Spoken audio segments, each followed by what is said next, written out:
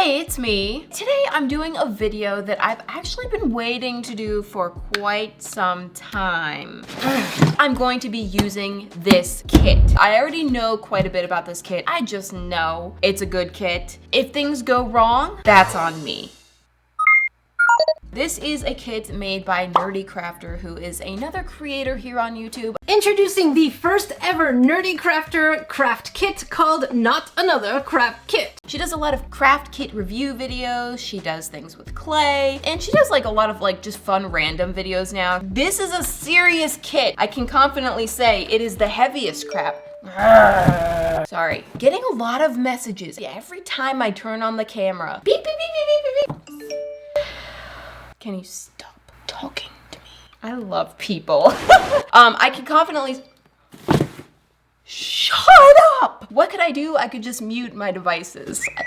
Pretty much everyone else in the community has already used this kit and made a video on it. I'm definitely the last one. But I do have an excuse. I've known about this kit for a long time because Jackie and I actually do message. I've known that she's been working on this kit. It's been a long project for her. I told her I was so excited to test it out. She told me she was gonna send it to me as soon as it was ready and I was gonna make a video and then it came out and I started seeing all these people with this kit making videos and I thought, I didn't get one. I guess she forgot to send me one and my heart started to break. It started to shrivel. That's fine. Yeah, I know I'm forgettable. Everyone got one, but not me. No, not me. I didn't say anything because I'm like, you know what? She's busy. Maybe it slipped her mind. I got over it and didn't get in my feels at all. I'm not important, okay? I'm not special. And I said, you know what? I still want to do the kit. I'll just buy it myself. So I went, I ordered the kit.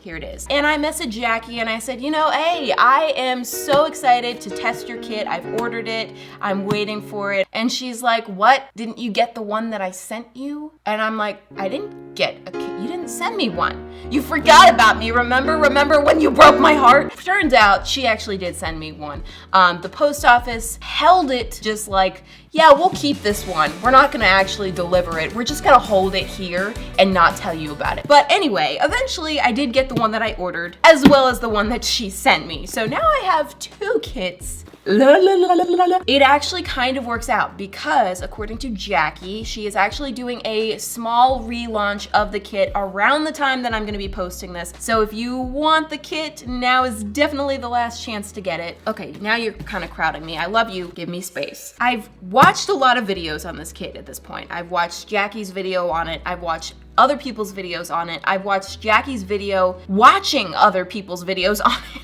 And I think I felt the need to consume so much content about this kit because it honestly freaks me out. You make a figurine and then there are a million different tools and techniques to kind of like customize it with clay and sculpture, and I am not the best at that. I am not experienced with it. I'm going to just try to enjoy using this to the best of my ability. This is the one that Jackie sent to me. I know this because it has a little note in it.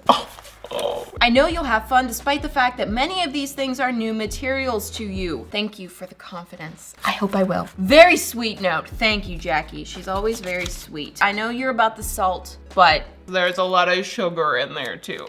Ew, I hate myself. Okay.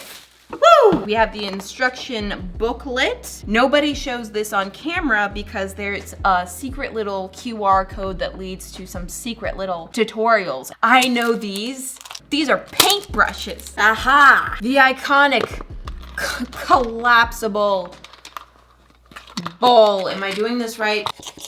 The little hangy part is a heart. Can you see that? Oh, we have the mold, the mold, the mold, the mold, the mold, the mold, the mold, the mold, the mold, the mold, the mold, the mold. The mold is so much squishier than I thought. You use this little mold, which is going to create the form of a little figurine. It's kind of like an ambiguous form, and you can transform it into just about anything that you want. Oh my gosh. Sculpey tools. They're little clay tools with the orb on the end. Oven bake clay adhesive. That's right, we have to use the oven That dreaded hot place. When I do use clay, I use air dry clay because I try to avoid the oven at all costs. We're gonna use the oven today. Rubber bands to hold the mold closed. Look at me, I know what all this is. I've got this. I didn't see anyone using this. A miniature spear, in case you wanna make a voodoo doll. Sanding stick to sand down the plaster in case there are any rough little. Here's the clay itself. Nice brick of clay. The plaster. Oh, a little measuring cup. I don't know why I said aw. It's not supposed to be cute. For some reason, I think it's kind of cute. Oh no! Ah. This is epoxy sculpt. There's two parts. You mix them together to create some sort of reaction. Lord knows why. It turns into clay. We already have clay. So why do you need this? What can you do with this that you can't do with this? I'm gonna text Jackie and ask her, what else is in here? Spatula.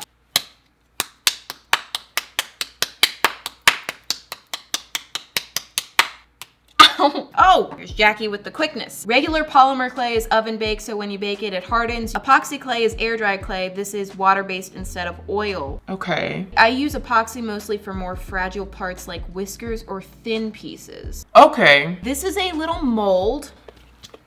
I don't know why I'm being like really aggressive with the way I'm handling things right now. So the little mold is for resin to make little eyeballs and such. I have a deep-rooted fear of resin. Oh my gosh. We have 9 colors of paint and this.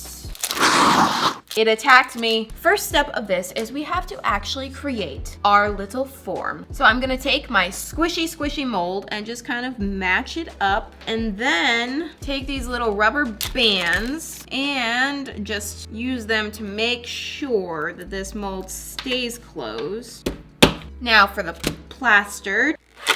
200 milliliters of plaster. Now we just pour the plaster into the bowl. Then we need 3 ounces of water. I have my water. Simply pour the water over the plaster. Oh, just mix these two up. Oh no, I'm spilling. Can you overmix it? Because if you can, I most definitely will. Now, I'm just gonna put the funnel on top and go ahead and pour the plaster in. Gosh, this is terrifying for some reason. Okay, yep, we filled that. Okay. Jiggle it a little bit to get all the air bubbles out. It's going to take 45 minutes to cure. I hope I did everything properly. We'll see, I guess. It's been almost an hour. It's time to open this puppy up and see how we did. Pull the rubber bands off and then carefully. He's very warm.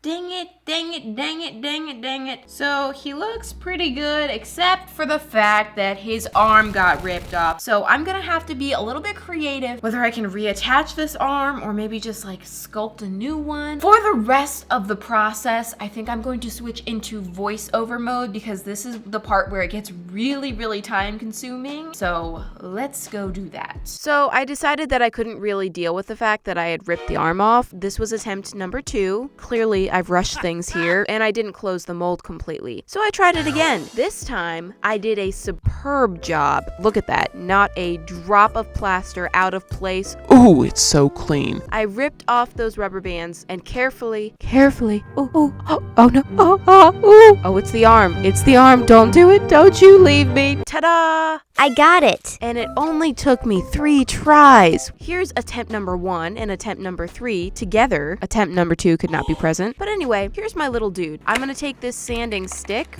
rip that out, and just use it along the little seams. Just get those little frillies off. You know, this worked like a charm to clean things right up. This was one thing I didn't struggle with. Woo, yay! Celebrate the little victories and don't get used to them. All right, laying down some wax paper, and I'm taking out the clay. Oven bake. I'm scared. I ripped off a nice small piece of that, and then I'll take the liquid clay. This is my first time using this. What is this? And I'll just add a little bit of that into the clay to soften it up. You gotta do some intense kneading to work with clay like this. I did watch every single one of Jackie's little secret tutorials. This is the first thing I learned from the tutorials, trying to patch up some of the little air bubbles in the plaster. When I was watching Jackie do it, I was like, oh, okay, easy, no problem, super duper clear, I can do that. But then actually trying to do it, it's not that easy, Jackie. It's not that easy. Props to Jackie and the other clay people, sculptors, sorry. Was clay people disrespectful? No. I'd be fine if somebody called me a paint people. Trying to get the clay smoothed down nicely, it's like an art form. I've actually made it lumpier than it was before. Good job, you're making it worse. I'm taking a couple more small pieces of clay, kneading them, knead.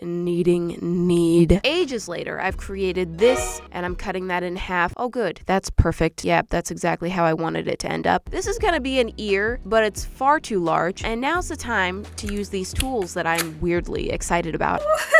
I just feel like a real sculptor. So I'm gonna have to work with that and fix that up until I have 2 little bear ears. And before you point out how basic I am being for turning this into a bear, I did have a lot of grand plans. I was thinking about designing some sort of like rainbow alien with big resin eyes. I thought about doing like some sort of intense dessert creature. But then I experienced step 1. And then I experienced step 2, and I realized this may be a little more difficult than I expected. I decided to completely simplify my idea. It's just a bear. I decided to create a little fur texture on the ears. This was one of the joys of my life. Okay, I loved this because it was actually quite easy to do. I was just happy for a win. Next, I'm gonna make an accessory for my bear. I went with something that I've done before with clay, a bow. I wanted to be able to kind of directly compare my experience with air dry clay to polymer clay. I think I came to the conclusion that air dry clay is much easier to work with. It's softer, you can use water to soften it, but polymer clay holds its shape so much nicer. It doesn't really like smush and fall as easily as air dry clay. So as with everything, there's pros and cons to both. And here we go with another hunk of clay. And this is gonna be another accessory for my girl here. But first I gotta put some underwear on her. I just threw that on to help this stick better. And it's gonna be a cute little skirt. Well, it's supposed to be cute. It doesn't really look that cute right now. That's awful. It's a style, it's a look. Okay, no,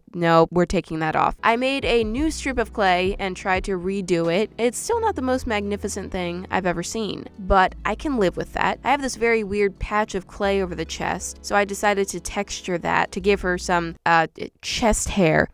Now, because I've added all my accessories to the front, she no longer stands on her own. I thought adding the rest of the skirt in the back might help that, but then I was having a lot of trouble doing that because as I'm trying to create something on the back, I'm messing everything up on the front, so then I just decided to rip that off. Let's just keep the front looking decent. I did go over everything with a Q-tip and some rubbing alcohol, which was a suggestion that Jackie made. It did work really well to take minor imperfections out, like fingerprints, but obviously it's not gonna fix the mountains of lumpiness that I've created here. Out with my baking sheet, I laid her down and into the oven and out of the oven already. Nothing bad happened in the oven. Everything is as it was, so no miracles happened either. And I thought because now the front is baked, I could work on the back without worrying about messing up the front. But I was missing my old friend. We were desperate to be together again. I was really ready to start painting. So whatever, I'm just gonna start painting. Let's just forget about the back, okay? Can we do that? No. Thanks, you're the best. No.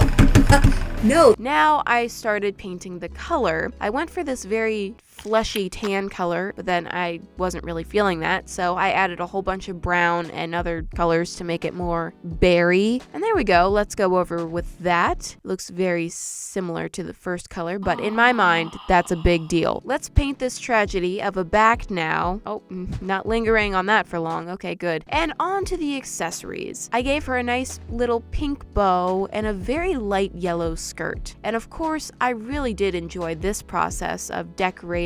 It was really fun. Oh, but this was a bad choice. I tried painting the chest a lighter brown. You know how bears have the lighter like tummy patch thing? For some reason, it just didn't look right in this scenario. I'm working on the face now, which of course I'm just painting it on. I didn't sculpt the face. There were a lot of things in this kit that I didn't end up using, like the resin and the epoxy and the paint. And I went into this thinking that I wanted was going to use all of those things, but this was all very new to me, and so I kind of just decided to choose a handful of struggles at a time instead of trying to tackle everything all at once. And here's where I try to make sense of the fact that she's wearing half a skirt. I painted a tie on her back, so it looks like she's wearing like some sort of apron. Yeah, it's not a skirt, it's an apron. It's always been an apron. I'm gonna go with that. Finally, I did throw a varnish over the whole thing to protect my paint. This is so much different of an outcome than I was envisioning when I started. She's very simple, but this process was not simple. It was pretty challenging for me, and even though my results are very simple, personally, I like it. Clearly, there's still a lot of improvement when it comes to my sculpting ability. Also, kinda sad that she can't stand on her own anymore. Pretty sure that's a big no-no when it comes to sculpture. Sorry. I think I did learn a decent amount in this experience. This is definitely a super top-notch kit with so much packed into it. I hope I did a reasonably decent job showing off some of the capabilities of this kit, even for a completely clueless beginner like me. I hope you guys enjoyed watching, and I'll see you next week. Bye!